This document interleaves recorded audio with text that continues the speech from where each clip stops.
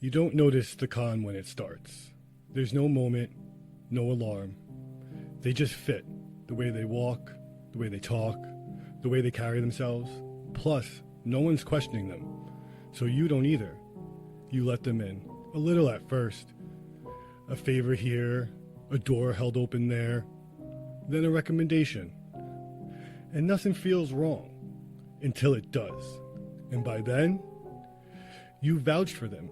You've explained them to other people. You've helped make it make sense. So if something is wrong, that means you missed it. And you don't want to be the one who misses it, who lets them in. So you don't say anything. You wait.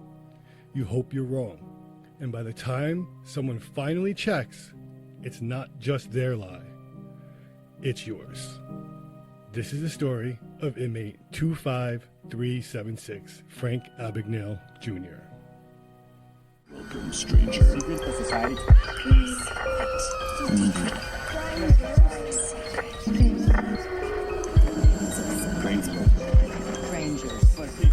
Strangers. Society. Welcome to the secret society. Strangers?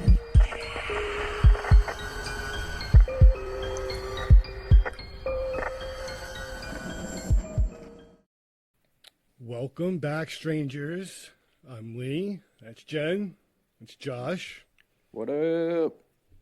Hello. Together we make the Secret Society of Strangers, the podcast where we explore history's darkest and strangest events. And if that cold open felt a little too close to home, good, because it should. It is April. We are officially kicking off April Fools. 4 cons. Well, 4 weeks of con artists. I could be lying right now. You don't know. You never know. Yeah. That's true. And we keep coming back to one uncomfortable question, and it is, how much of what we believe is a story that no one fact-checked?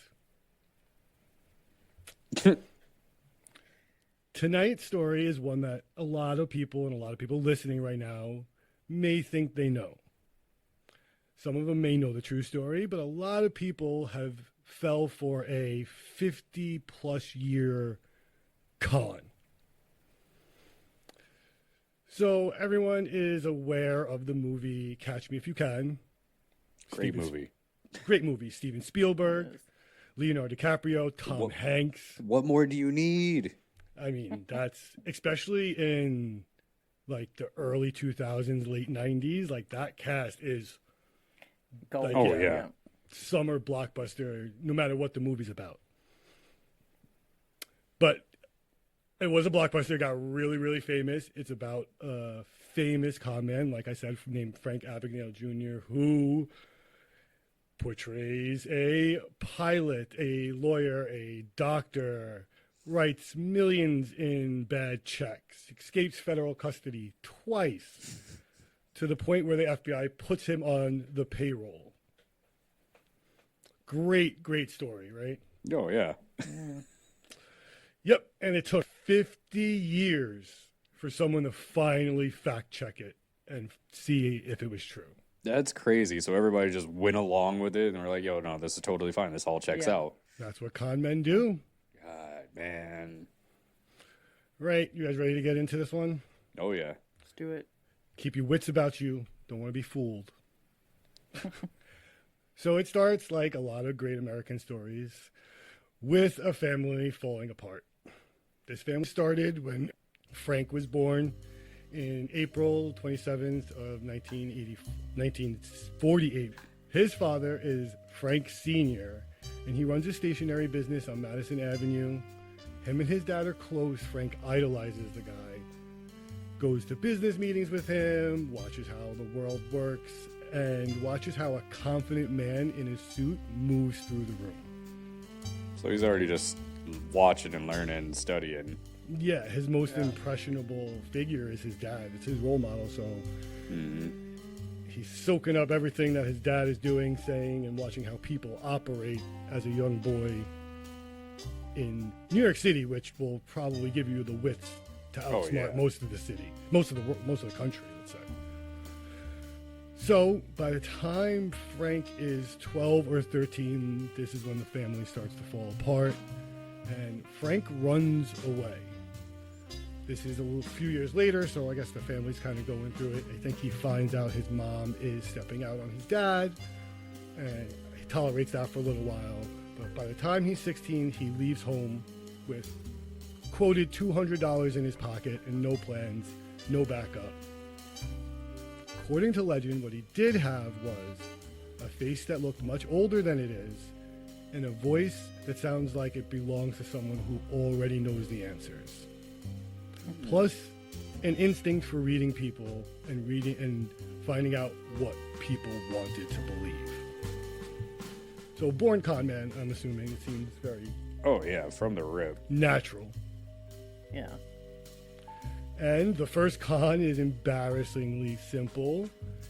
He forges his driver's license. A lot of us have done that. Not pointing any fingers at myself. Shaves a decade off of his birthday year. Now he's no longer the 16-year-old. He is a 26-year-old man. And now banks just start cashing checks without even questioning him. They grow up so fast. Yeah. So fast. All right, so now at this point, he's a quote-unquote 26-year-old man just writing checks and banks are cashing them.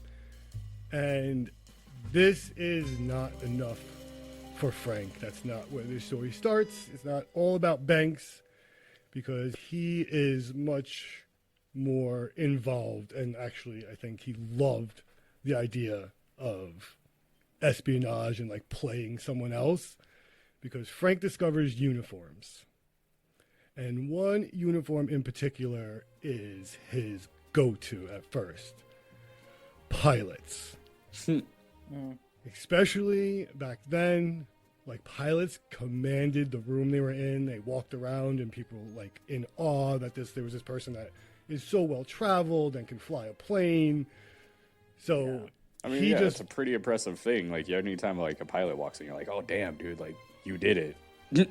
Yeah. Please don't Especially crash my then, plane like though. right. the golden age of travel when it was a luxury and not what it is now. Oh, yeah. A hellscape. Yeah. Now people with Crocs and sweatpants. People actually Oh. dressed up to get on the plane. Yeah, just wear regular clothes, people. It's crazy to think that you're getting on that plane dressed up. I'm so uncomfortable on planes. But Oh no. Yeah.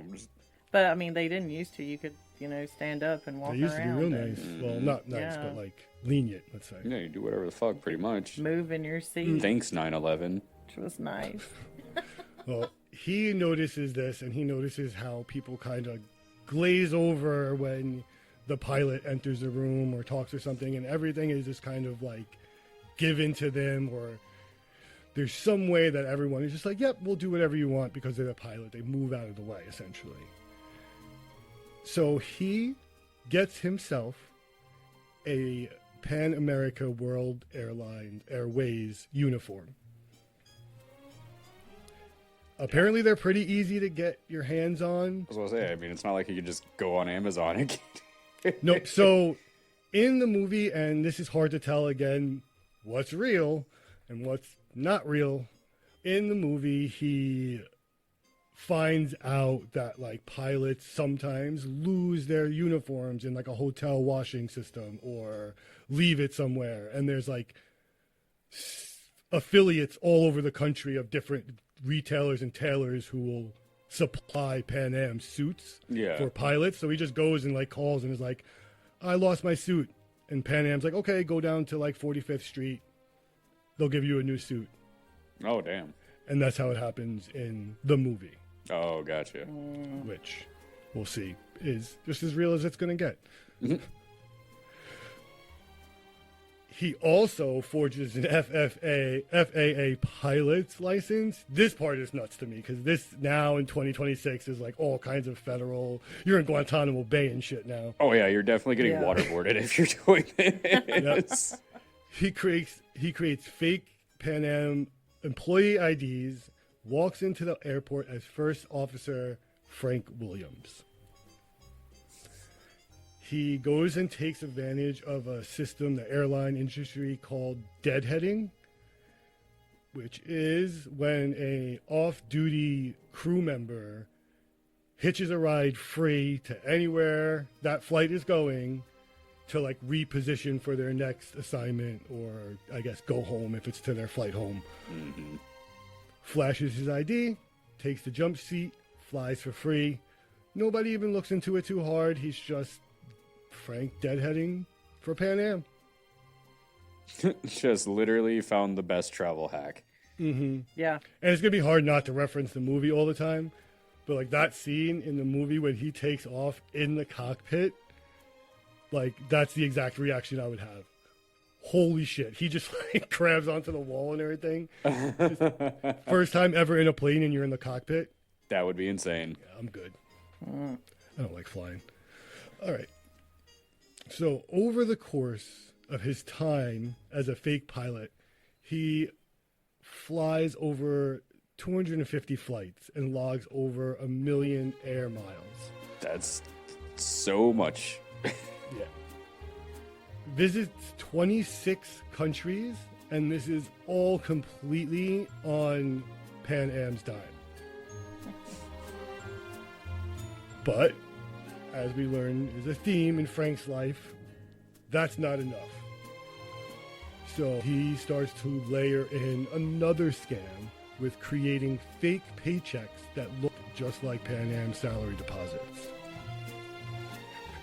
Like back in this time, like it was way easier to forge shit. Yeah. Oh yeah, way It's hard easier. for us to imagine now. Yeah, because you don't have all the computers and scannings and everything. Yeah, holograms and stuff. It was really just make it look enough like it, especially checks. Oh yeah.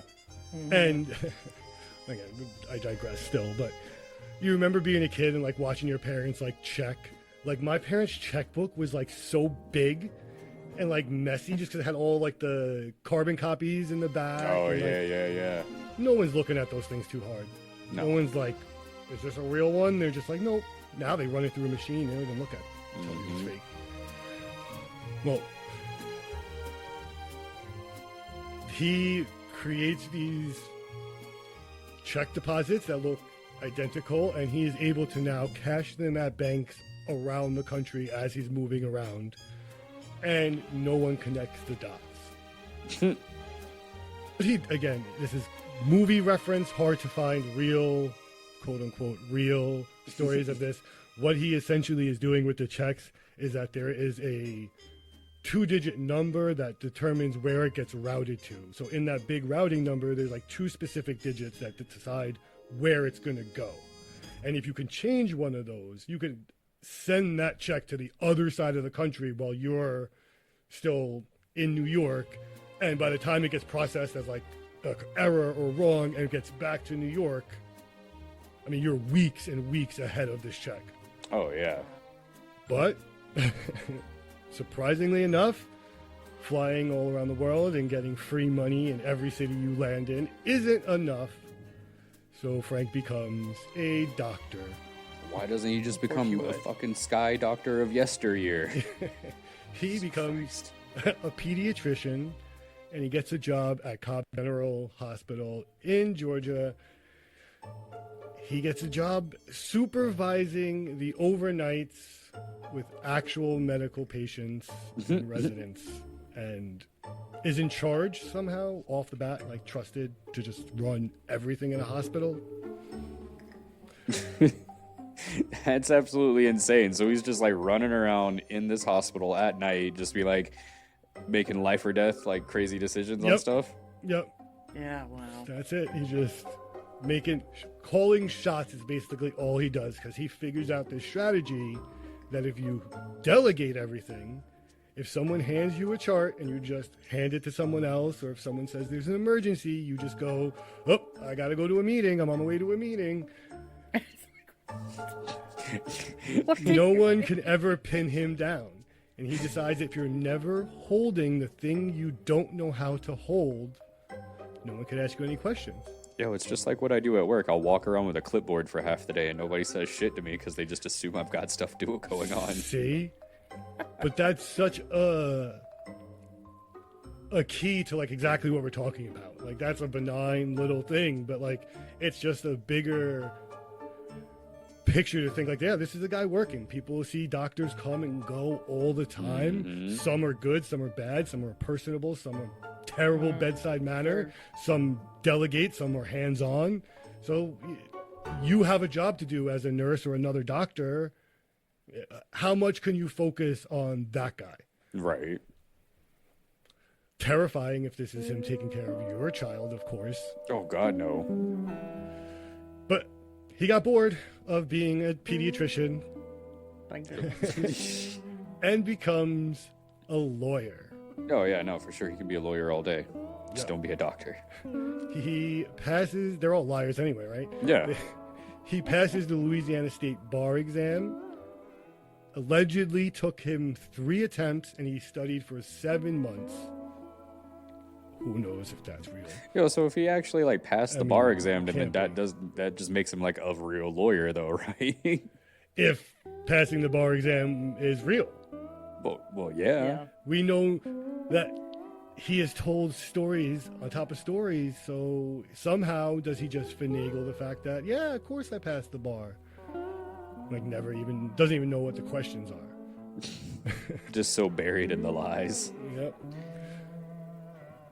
And this one I assume is a little bit harder to like delegate things off of because like you have a body, so you could kind of like point out parts of the body, but like if someone recites law to you and you've never heard law, I don't know if you're talking about a car accident or like someone got just sued because they cheated someone or killed. I don't know what the fucking law means. Yeah, I don't know law stuff. Yep. So it starts getting too hot when a Harvard law graduate starts asking too many questions to Frank. So he just has to dip. He is no longer a lawyer. So you would think he would have retained some of that knowledge from allegedly studying for 7 months Yeah. Yeah. and learned some law. No, he doesn't. He's moving too quick, man. Frank's the shaker and a mover. You can't pin him down. I bet you he shakes Skittles. By this time now, he has become a sociology professor at Brigham Young University. I feel like that could be his calling. It could be. Yeah, I mean, and especially in that You school. know? Through all of this, supposedly the FBI has been chasing him. And there's a specific agent and this real like cat and mouse kind of thing where he's chasing him across Europe. Eventually, he catches up with him in France, and Frank does time in a French prison. Also, for some, I guess, story boosting details, he does time in a Swedish prison as well. Yo, I would just stay in the Swedish prison. Right? Same. Gets extracted back to the United States, where he is sentenced to 12 years. In this grand scheme of 12 years in his run-in with the FBI, he escapes twice. The second time, he escapes using an FBI badge that's forged and basically just talks to prison guards and is like, I'm an undercover inspector, let me out. And they just let him go. Yo, how do you forge an FBI badge in prison? I don't know. Also, how did he escape the first time? The first time is just a run, it says, from like he's in custody and it's literally just like people didn't look at him for a couple seconds. So too he just long. books it. Yeah. And he gets caught again over and over. It's not like he's actually getting away. Oh, yeah, no. He's Right. not an escape artist, he's a con artist. An artist nonetheless. Yeah. So much of an artist that apparently at some point he cuts a deal with the FBI. And the FBI had given him a choice. Basically, we lock you up forever, or you come work for us and help us catch other con artists. I mean, easy choice, right? Oh, yeah, a typical FBI scheme. We're going to get one bad guy to turn on the other bad guys, and then there's going to be a chain of them, and then you don't know who's your friend or enemy anymore. Bum, bum, bum. They do that shit with hackers now. They employ hackers. That's what I was thinking, yeah. Which is kind of fucking nuts to think that like some guy is like hacking into the Pentagon in one day and then he's like working for them the next. Just focus the energy. Hey, that's right? one way to put your resume across. Hell yeah. Well, he did that and he founds Abagnale and Associates. He advises over 14,000 financial institutions and law enforcement agencies worldwide. That's a lot, even worldwide. Yeah. Then I should say, comes 1980 and the book, followed by the 2002 movie that we've been referencing by Spielberg, and a Broadway musical. Yeah, because why not? That's when you know you've made it. Right? When they're making your story. Your life story is a Broadway musical. You're as important as Annie now. Yo, the sun will always come out tomorrow. Well, how about Cats? Cats. Angelical Cats. All right. So, Frank Abagnale Jr. spent 50 years being the most famous con artist on earth. The charming teenager who outran everyone. The redeemed criminal who became law's best weapon. It's a great story. I, for one, love the movie. Everything I just told you is entirely made up. Of course it is. The pilot, the doctor, the lawyer, the professor, Miles, the countries, all of it, not real. That is the con.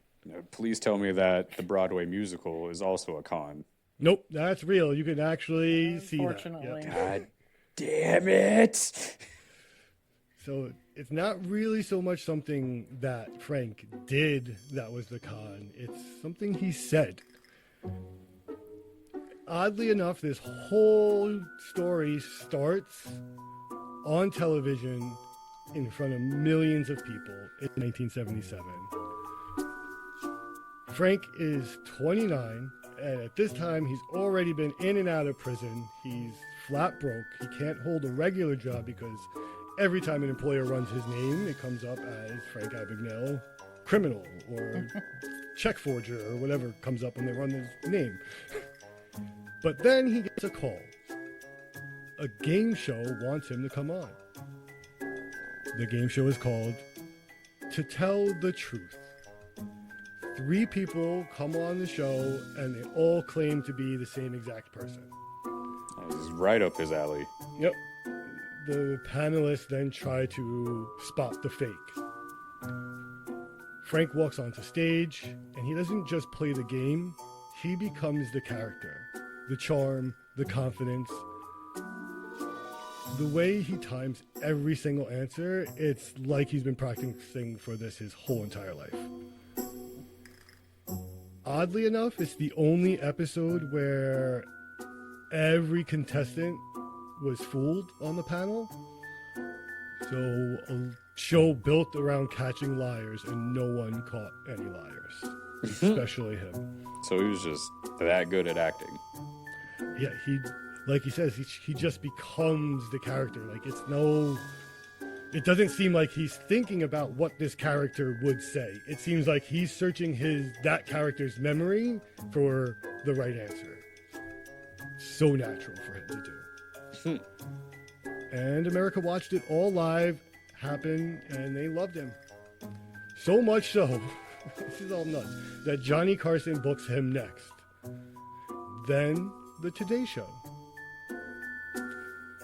Then he starts a speaking circuit.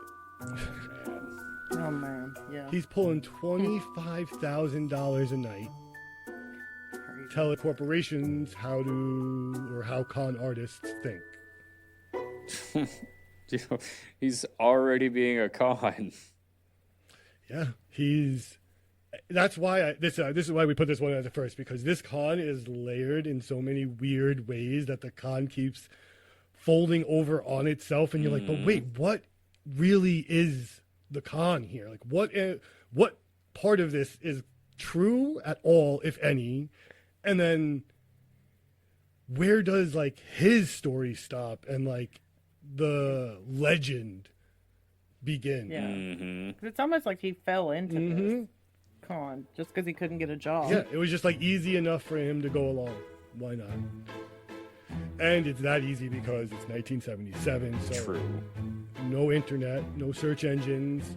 If, whatever reason, a journalist or someone starts to poke holes in his story, there's no way to get it in front of the next producer that he's going to be on by the time he's going to be on across the country.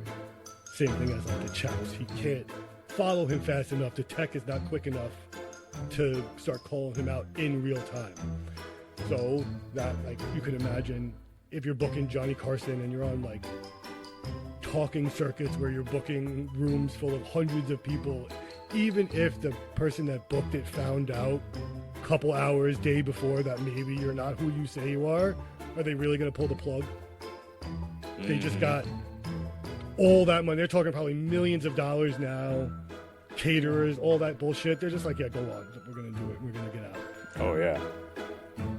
So, like, the debunks do happen. People do notice. It's just they can't keep up with it. You know, and the next day it's gone. Just a bunch of one-off stories. Right. Yeah, and then he's next town, conning, whole different shebang. His manager, Mark Zinder, admitted it later on that he was so good that he could fill his calendar in a couple of months, even though he was still telling bald-faced lies. Like, the media was not interested in the truth. They all Of course wanted not. the story. The truth's far less Yeah, tantalizing and okay. sensational than all his little stories. Yep, and kind of like I was alluding to, you have the book and you have the movie. Now you have weight behind these things. You have to now fact check Leonardo DiCaprio and Steven Spielberg and DreamWorks. Like, that's not something the average American or listener or watcher is just like, yeah, let me just fact check a whole movie I just watched. Said nobody ever. Yep. Yeah. Unless you're in school and then they're like, hey, man, we just watched this movie, so please write like an essay on it. Well, they use a little phrase called based on a true story. Yo, remember in the early, or like, what was it, like mid to late 2000s, where like all these like the found footage movies were like super popular, and it was Yeah. always like based on a true story. Blair Witch Project. The Fourth Kind. Oh, that was such a good All that movie kind of too. stuff. Fourth Kind is a good movie. Paranormal Activity. Yeah. 1 and 2, that's it. I can't do more. Yeah, It gets isn't there really like after that. 6 of them? Isn't There's it like a Fast lot and the now. Furious now? Yeah. So this based on a true story, it sounds like a promise, which it is not. It is a shield. It doesn't mean that this story happened. It means that it's close enough that no one is going to sue us. It's a legal disclaimer dressed up as authenticity. And it works on us because people just see the movie and they're like, oh my God, it's based on a true story. You gotta see it. It really happened. It happened just like the movie. Yeah. But once those words hit that poster, that burden of proof flips. Now questioning Frank means questioning the studio, the director, the whole machine, like we said. And no one's gonna do that. The con didn't just survive 50 years, it got paid to, and it got $52 million budget and an Oscar nomination. And now when journalists would press Frank for details or any kind of inconsistencies, he would blame the co-author and said that the book was over-dramatized. Except he had been telling the same story on Johnny Carson for 3 years before the book. The co-authors did not invent those stories, Frank did, on camera in front of the whole country. Just forgot because he's lied so much. It could be. I mean, I wonder if honestly, that's yeah. almost like what has to happen, like a selective type memory, where like you tell yourself the story and you're like, okay, well, I have to forget the truth. Yeah. And just, this is the truth now. That would be so hard to do. Somebody let us know in the comments. So again, it's really hard to tell where the con is when there is no pilot, no doctor, no lawyer. And this kind of just seems to be the con, is that we were told this great story. I want to know, how does one man fool an entire country for 50 years? 50 years, that's such a long It's such a long time. I know. Oh, it really is. It's a raging success in the con world, I'm sure. But he is selling a story, I think, that everybody just wants to buy, that wants to believe. It's a really cool Oh story. yeah, everybody just wants. Yeah, at the end of the day.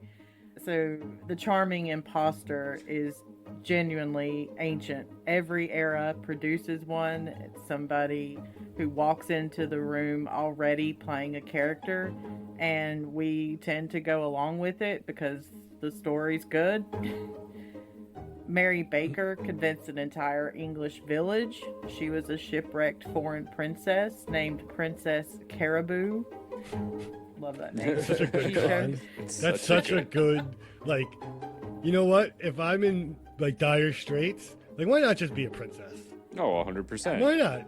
You just go for it. Go exactly. all out. Challenge me. See what happens. And that's where she shows up barefoot, speaking gibberish, dressed in exotic clothes.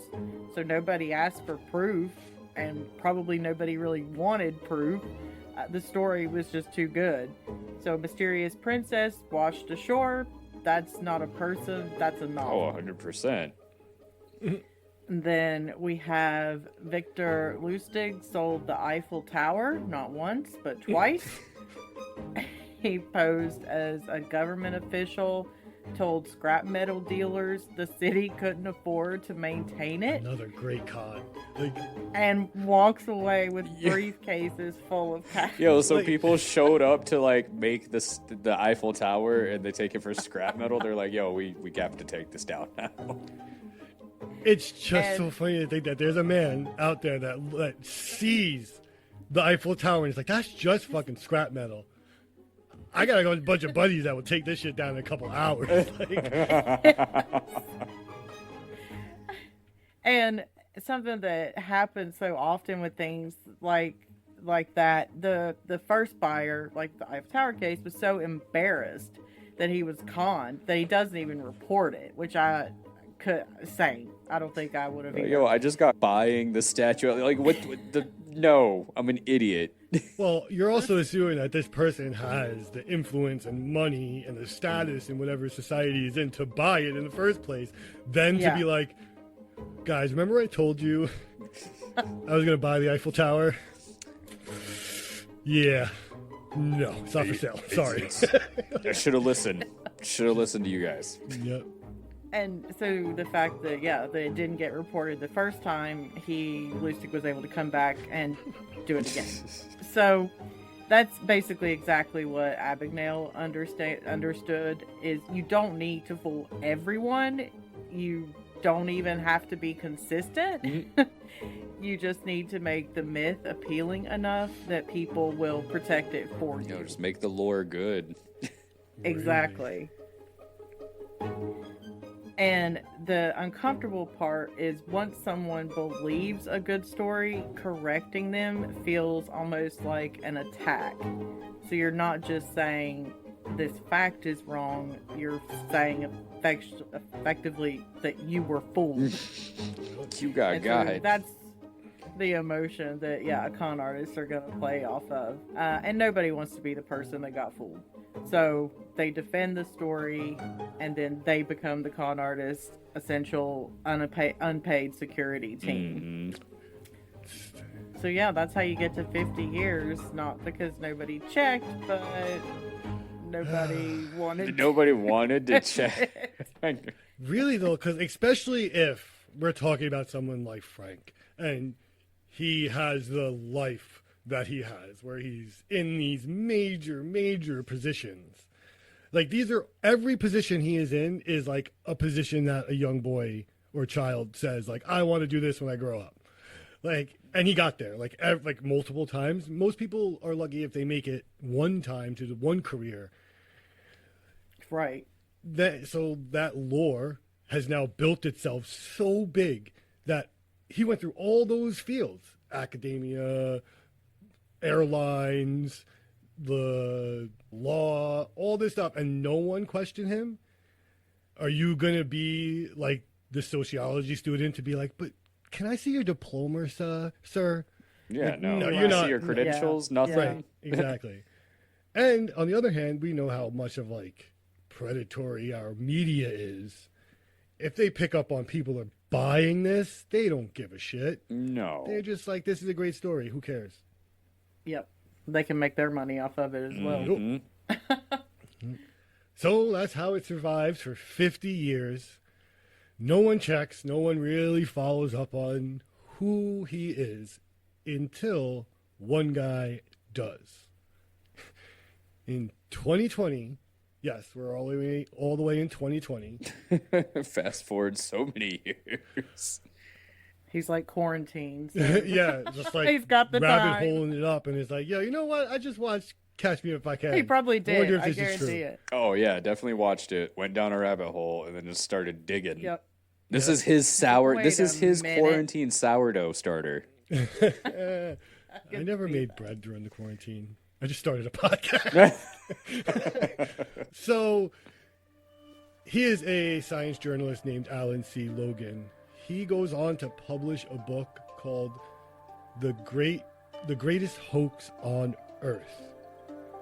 He had spent years going through all the public records, the court documents, the prison files, and he even like interviews victims and goes over victims' interviews. Things that had been sitting right in public archives for decades. Things that no mainstream media cared to really check into. Yeah, because who wants to fact check anything? Nope. But what he found didn't just challenge Abagnale's story, it dismantled it. The entire legend is built on one claim between the ages of 16 and 21 that he was running free across the country, a teenage criminal that nobody could catch. The records tell a completely different story. Oh, 100%, right? The New York State Archives show that between the ages of 17 and 20, Frank pretty much was incarcerated at a maximum security facility in upstate New York. So good luck with X, Y, and Z con. No, but I forged my jail record. It's not real. He would say some shit like that too. Yeah, because that's the exact opposite of Oh, yeah. free. And it's not speculation at all. Like, it's factual prison intake records that showed up, and they've been independently verified by investigative journalist Javier Livia in 2022. So this guy pulled the same files through public record requests. He calculated that between 1965 and 1970, Abagnale was only free for a matter of a month total. 1 month. It's That's just wild. so crazy. And like, it's more that he just daydreamed that entire time. Yeah. Mm-hmm. Which, I mean, what else? I know, did you didn't have anything else to do. Yeah. Well, here's the thing. It was like on 11 separate occasions, covering more than like 75% ish of that entire period. He was behind bars. Yep. Not traveling the world and flying and all those things. No. Yeah, he was in prison for the most of his teen years. So no globetrotting, none of that. And so he probably at least learned from people in there, like the process of forging Oh, yeah. documents. So even though he never really did much of that, apparently, he knew how the process was to speak on it, I guess. Yeah. I also wonder for a person like him who is kind of always just reading the room and never being truthful anyway, a closed system like a prison is probably such a playground to like just test like what people will believe and see and how far, like you can just say something to like a random inmate and be like, you know what, like see if he believes this, and like just you're like floating ideas, you're like brainstorming. Which would be a good audience to test it on, because you've got other like con artists and other people that are tried obviously to fool some sort of system to He just pulls And out the the same fake, end up faces, where they yeah. are. the fake Yeah. gold pilot's wings. He's like, oh, here you go. See, I'm a pilot. Psh, pilot's wings. All right, so we have to go through these actual situations and kind of pinpoint where he was when he said he was doing these extravagant things. So he says that he flew over 1 million miles deadheading on Pan Am as a co-pilot across 26 countries for years as a teenager. False. Let the record show that after his release in 68, he wasn't a teenager anymore, but he was a 20-year-old. He impersonated a pilot, not a Pan Am pilot, but one for TWA, and it was for a few weeks. Pan Am officially stated in 82 they had no record of him flying under their banner at all. Mm-hmm. And I don't even know how much he did the things that he said he did as a pilot. I think he just liked having the uniform and got a free cocktail here and there. I was gonna say he probably got the uniform and then went into the Delta Lounge or something. Exactly. Right. Yeah. No, that's exactly what he did, and he got a free meal and some respect and signed an autograph and gave a kid wings. Exactly, and then that was it. Yep. That was it. Yeah. He is also claimed to have worked as a supervising pediatrician at Cobb General Hospital in Georgia for nearly an entire year. Survey says false. Damn.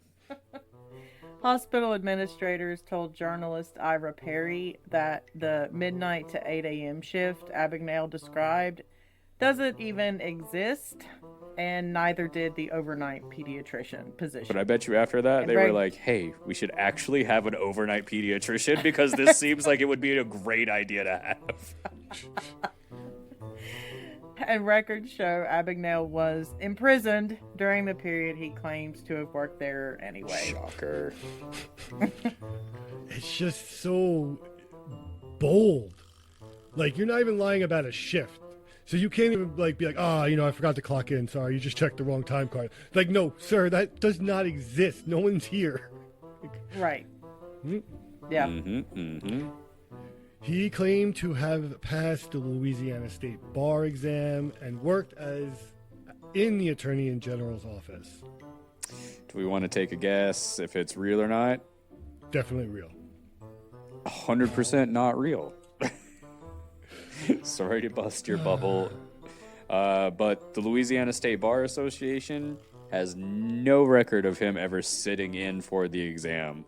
And the first assistant attorney general at the time said publicly he never even worked there. I feel like the attorney general would probably know if you work there or not. And there'd be record of you passing the bar exam. You're Yeah, just taking exactly. it. You said you Yeah, passed it. yeah. So after Abagnale's second appearance on Carson, the first assistant, the attorney general, actually called the show's producers to address the record and make it correct. They didn't fucking air it. Nobody aired it. Which is wild. Yeah, because that they're getting calls, or they see the liability in that all these convicted people are going to be like, did he prosecute my case? Oh, so many fucking cases overturned. Oh, yeah. And it also boils down to that, you're the last person. You don't want to be the one that was wrong. You don't want to be the one that booked this con artist for Johnny Carson and then have to pull him last minute on the world's biggest late night show and then have no guest. Hey, listen to the band for 40 minutes. Yeah. So ask yourself, this guy getting a 15-minute spot on Carson, is it worth losing your job? No. Exactly. Yeah, So no. you don't say anything. You just move on. No, it never happened. Yep. He went on stage and he told Johnny Carson that he was a sociology professor at Brigham Young University. Go Brigham Young. No, negative. BYU sociology department told journalists they were, in their word, exasperated by the claim, Of course they were. and he was never on their I'm faculty. so exasperated by all of these Exasperated. claims. Those are the I claims. mean, Don't that's deny. a harsh word. That is a very harsh from word. The very friendly Mormons, Yeah. I feel. So just to put That's that. like their, oh, bless you. Yeah, something Bless like your that. heart. Bless your heart. He claims that he had written over 2.5 million in fraudulent checks. I wish. Give it to me. I just don't think that that's a check that he could cash because the federal court records show his actual conviction was obviously for forging the Pan Am checks, but they only totaled less than $1,500 across multiple states. Not 17,000 checks that he allegedly said he did, not $2.5 million, but 1,500. But Which you should have just stuck with, because that was respectable and like That money. That was their a money. good, 60s money. That was a good amount of money pretty then. respectable. I was like, okay, come Yeah. on. But no, it was never enough. Had to just keep making things up. The FBI relationship that he built his entire consulting career on was never confirmed by the Bureau. Surely this must be true, right? That's typically what they would say. If I was the FBI, I'd be like, no, he never worked here. Yeah. Former FBI agent Jerry Williams, who hosted a podcast about the Bureau, said she had never heard of Frank Abagnale until after the Spielberg movie came out, despite him supposedly working with them since the mid-70s. What he actually did was speak occasionally for an FBI citizens group. So wait. Like essentially a neighborhood watch? Yeah. What the fuck? That like gets like official merch from the FBI. Like they have stickers at their meetings. A tote bag, yeah. Which, yes, a community partnership program, not an internal bureau Oh, I bet you operation. every person that was part of this group thought they were in the FBI. Yeah. He was never on the FBI's 10 most wanted list. And he later even admits that himself. Yeah, because they don't care about 15. No. Yeah, and you're always caught. You're always in jail. How could you be on a wanted list? Yeah, you the point of being wanted is That too. not being caught. Yep. No, he was caught often. So somewhere in the book and in these claims, he also claims that there was a Pan Am flight attendant named Paula who helped him escape from custody, who fell in love with him, risked her entire career to help him run. Now, there's absolutely no evidence that Paula ever existed. So, again, just added it to the pile of lies. He's also claimed that the French authorities held him naked in a pitch-black cell with no toilet and no bed and said he had nearly died from his conditions. You guys believe that? I Don't believe he was know ever in much, France. Yeah, that's at this very point, true. I don't know. Yeah, if he made it That was a past test. That was a test, Wisconsin. guys. Because he was totally locked up. He never went to France. No. But it's those kind of details that make you feel sorry for him. It makes the punishment seem cruel. It makes you glad that he got out. It makes it all somehow romantic. And of course, he had to pick. And he's talking to most people who have never probably been in jail ever, period. Much yeah. less we wouldn't know what jail was like in France. You know? Yeah, and So, there is, especially at the time, with like Yes. propaganda and how closed-minded Americans are for the rest of the world, they probably have like some crazy imagination of what a French prison looks like. Some like Monty Python thing where everyone's chained together and their ankles and shit. Every claim, every single one, either exaggerated beyond recognition or completely fabricated. So we just walked you through every one of his major claims. He built this entire career on, and 0% of it holds up. It's all a lie. Yeah, and this is more like an insult to injury type situation because then we have the car. When I say the car because, well, Frank has claimed that for decades he was on run and he was the #1 most wanted fugitive in America. Subject of a massive multi-agency task force international manhunt. So not true. Yep.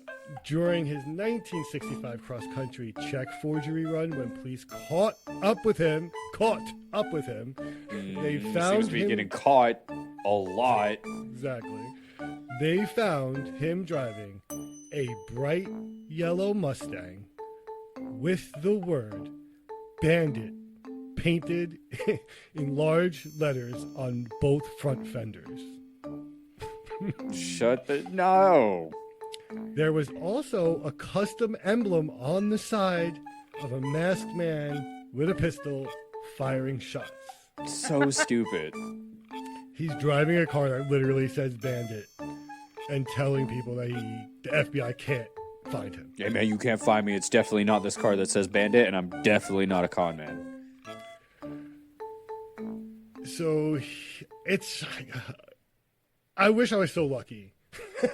Like, even if I had half the luck on a lie, you've lied to your boss here and there, and you get super fucking nervous. It's going to be found out, and they probably already know you weren't sick. You just went to the concert. But this guy's just straight up making up shifts at a hospital, saying he's got past the bar. Mm-hmm. Yeah. No, I would I'm just a instantly be pilot. I don't have proof to do that, so how could I say that? That's I think you would just never expect anyone to lie about that No, if stuff. you can say anything your with brain confidence. automatically gives it the benefit of the doubt, just a little bit at least. Yeah, and somehow a man who built an entire career conning people ended up being the man teaching people how to not get conned while conning them. So much so that AARP made him the Fraud Watch ambassador. What the fuck? That's Then they sad and embarrassing. Yep, then they quietly distanced themselves from him in 2002 when they figured it all out. 2020. Oh, 2022, sorry. 22. I mean, Yeah. how recent, Yeah. sadly. That is so I much. was giving him too much credit in 2002, Yeah. yeah. They wish. They had to wait for AI to help. Really. Oh my God. So the real question, I guess, is who really is Frank Abagnale Jr.? Not the legend, the actual person. The records show he was a genuinely troubled kid.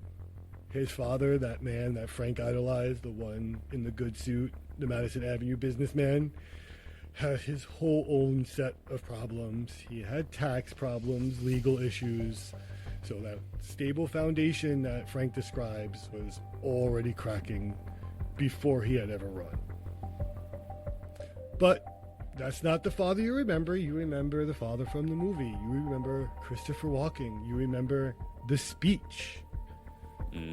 And here's that speech. 2 little mice fall in a bucket of cream. The first mouse quickly gave up and drowned. The second mouse wouldn't quit. He struggled so hard that eventually he churned that cream into butter and crawled out. Gentlemen, as of this moment, I am that second mouse. Thank you, Christopher. You're welcome. It's a great scene. It's a great delivery, and people quote it to this day. It's on Goodreads under Frank Abagnale Sr. He never said that.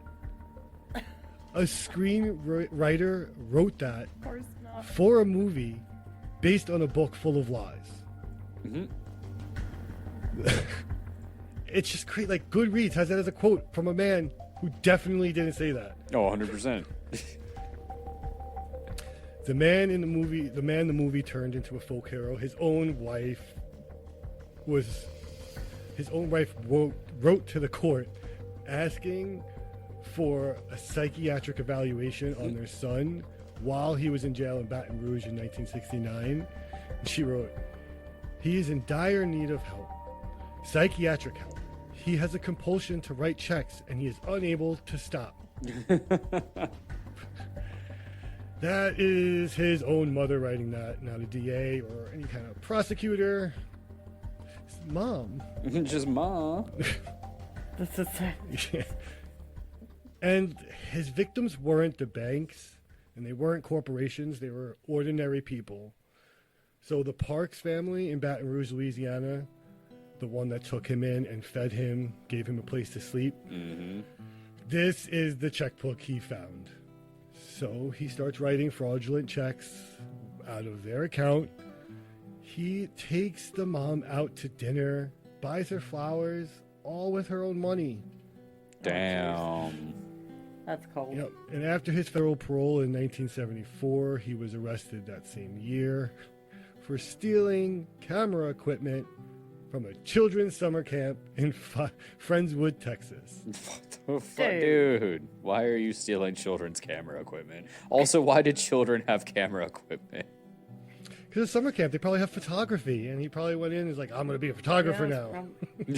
Yeah, probably showing them how to develop film. And, You got exposure and ISO and lighting. Kids were a lot smarter. So, in 1977, out of options, out of money, and a long string of petty arrests behind him, he walks onto a TV set and tells a story. A great one. And the world decides to believe it. Johnny Carson buys it. Spielberg buys it. We all bought it. I was going to say, we all bought it. We all bought it. Yeah. I was like, this Yeah. shit is crazy. Frank Abagnale Jr. is the greatest con man ever. Nope. He was actually a small-time check forger with a string of petty crimes who actually became a millionaire, which is fucking nuts. Yeah. Yeah. Charging people $25,000 a night to tell them how to not get conned, all while conning them. That's why you will never see me go to a motivational speaker. None of that stupid shit. Seriously. And he actually said it himself to a reporter in 1981 who asked him, if you didn't do any of those things, aren't you just a con man who conned people about being a con man? Mm-hmm.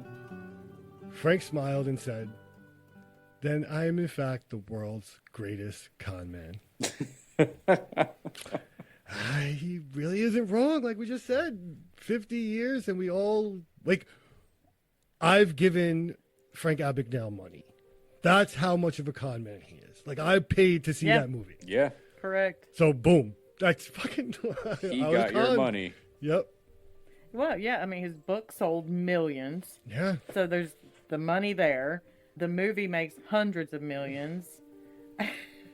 He's getting $25,000 a night for 5 decades for appearances. So he built an entire second career on fiction. And all the people you would have expected to check this out just didn't. Says a lot about us. Yeah, it really does. So you might, I mean, like we were all thinking, and we said early on, you think Spielberg, you think, high intelligence in the movie sphere, in that realm, in that industry. How did they not know? Well, Spielberg knew. The studio knew. They optioned a memoir, not a documentary. So, like we said earlier, they're able to slap based on a true story on a story that they knew wasn't true. So that's the real point.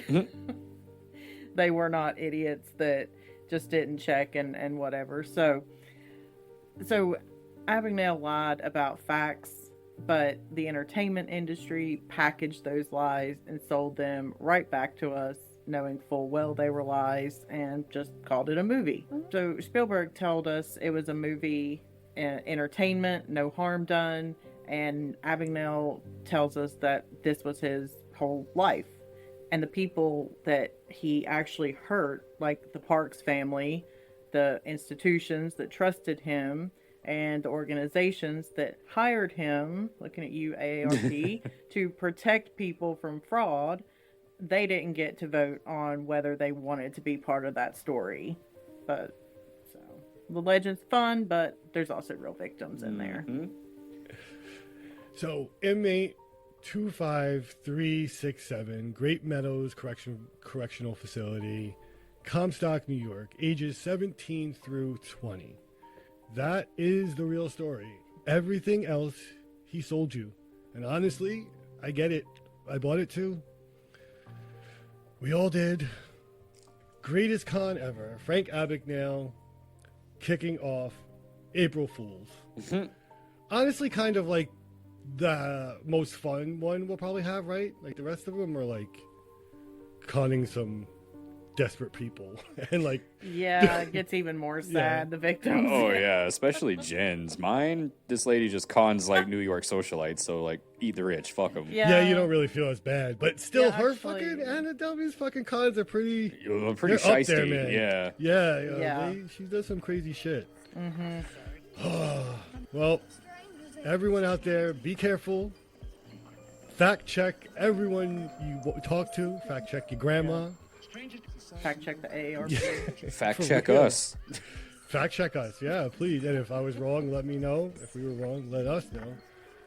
But, all right, guys, we really appreciate you hanging out with us. It means the world to us. As always, I am looking forward to the rest of this month, April Fools. We got 3 more to go. Thanks again for listening, everybody. We truly appreciate you. Stay curious and stay strange. Bye. Peace. This has been a strange static media transmission.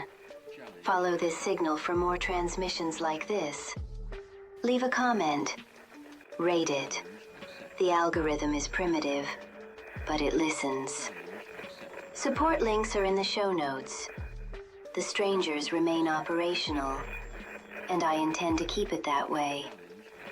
If you have a case, or something that refuses to make sense, email the Strangers at ssospodcast@gmail.com. C4554NDR4. Returning to temporal static observation mode. Stay curious, Strangers.